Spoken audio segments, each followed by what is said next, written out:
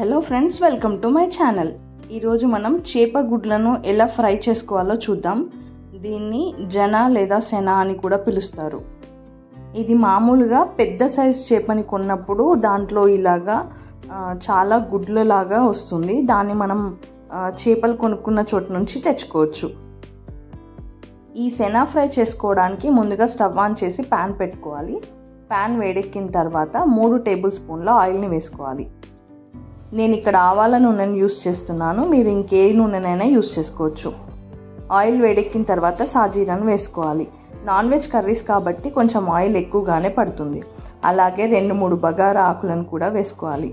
ఈ సాజీరా బగారా ఆకులు వేగిన తర్వాత ఒక పెద్ద సైజు ఉల్లిపాయ సన్నగా తరిగిన ముక్కల్ని వేసుకోవాలి. అలాగే 3-4 పచ్చిమిరపకాయలని ముక్కలుగా చేసుకొని వేసుకోవాలి. అలాగే కొద్దిగా పుదీనాను వేసుకోవాలి. అలాగే ఒక రెబ్బ కరివేపాకును కూడా వేసుకొని ఇప్పుడు వీటన్నింటినీ బాగా కలుపుకోవాలి. ఇలా వీటన్నింటినీ బాగా కలుపుకొని వీటిని బాగా వేగేంత వరకు ఉడకనివ్వాలి. ఈ ప్రాసెస్ అంతా స్టవ్ని మీడియం ఫ్లేమ్లో పెట్టుకొని చేయాలి. ఇప్పుడు ఒక పెద్ద సైజు టొమాటో ముక్కల్ని సన్నగా తరిగి దీంట్లో వేసుకోవాలి. నేను 1/2 kg శనగను తీసుకుంటున్నాను కాబట్టి ఒక పెద్ద సైజు ఉల్లిపాయ ముక్కల్ని అలాగే ఒక పెద్ద సైజు టొమాటో ముక్కల్ని వేసుకున్నాను. అలాగే దీంట్లో అల్లం వెల్లుల్లి పేస్ట్ 1/2 స్పూన్ని వేసుకోవాలి. అలాగే 3/4 స్పూన్ పసుపును వేసుకోవాలి. ఇక్కడ మీరు పసుపుని అల్లం వెల్లుల్లి పేస్ట్ను మీకు తగినంతగా వేసుకోవచ్చు. ఇప్పుడు వీటన్నింటినీ పచ్చివాసన పోయేంత వరకు బాగా కలుపుకోవాలి. ఇప్పుడు టొమాటోలు ఉల్లిపాయలు బాగా వేగి ఆయిల్ పైకి తేలుతున్న టైంలో దీనికి సరిపడా కారంని వేసుకోవాలి. నేను 1.5 టీ స్పూన్ కారంని వేసుకుంటున్నాను. నేను ఆల్రెడీ పచ్చిమిరపకాయలు కూడా 3 వేసుకున్నాను. ఇప్పుడు రుచికి సరిపడా సాల్ట్ని కూడా వేసుకొని దీనిని బాగా కలుపుకొని ఫ్లేమ్ని మీడియంలో పెట్టుకోవాలి. ఇప్పుడు దీనిపైన మూతను పెట్టుకొని సన్నని ఫ్లేమ్లో దీనిని నూనె పైకి తేలేంత వరకు ఉడకనివ్వాలి. 5 మినిట్స్ తర్వాత మూత తీసి చూస్తే ఇలా నూనెంతా పైకి తేలిపోయి చాలా బాగా ఉల్లిపాయలు టొమాటోలు ఉడికిపోయి ఉంటాయి. ఈ టైంలో బాగా శుభ్రంగా 3-4 సార్లు ఉప్పు వేసి కడుక్కున్న శనని ఇందులో వేసుకోవాలి. ఇలా ఉప్పు వేసి 2-3 సార్లు ఈ శనని కడగడం వల్ల దీంట్లో ఉన్న బ్లడ్ ఇంకా నీచు వాసన అంతా పోతుంది. ఇది శుభ్రంగా అవుతుంది. ఇప్పుడు ఈ శననంతా దీంట్లో బాగా కలుపుకోవాలి. ఈ శనని కలుపుతున్నప్పుడు దీంట్లో ఉన్న వాటర్ అంతా బయటికి వచ్చి ఇది లిక్విడ్ లాగా కనిపిస్తుంది. కానీ కొద్దిసేపు ఉడికిన తర్వాత ఇది పూర్తిగా డ్రై అయిపోతుంది. చూస్తున్నారు కదా ఎంత వాటర్ బయటికి వచ్చిందో.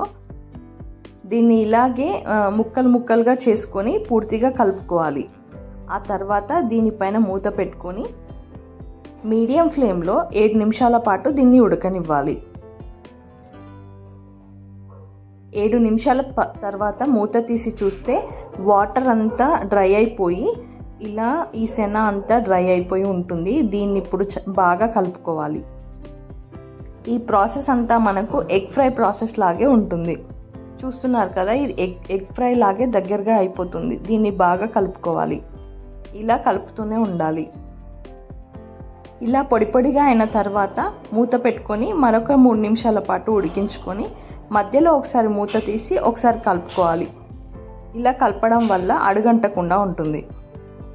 ఇప్పుడు మూత పెట్టుకొని మరో 5 నిమిషాల పాటు ఉడికించుకుంటే ఈ శన ఫ్రై రెడీ అయిపోతుంది.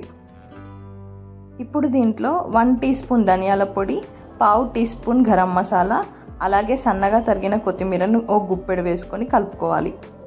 దీన్ని ఎంత ఎక్కువగా కలుపుకుంటే అంత పొడిగా చాలా బాగుంటుంది. ఇలా 2 నిమిషాల పాటు కలుపుకుంటే ఈ శన ఫ్రై రెడీ అయిపోయినట్టే. దీన్ని వేరే బౌల్లోకి షిఫ్ట్ చేసుకోవచ్చు.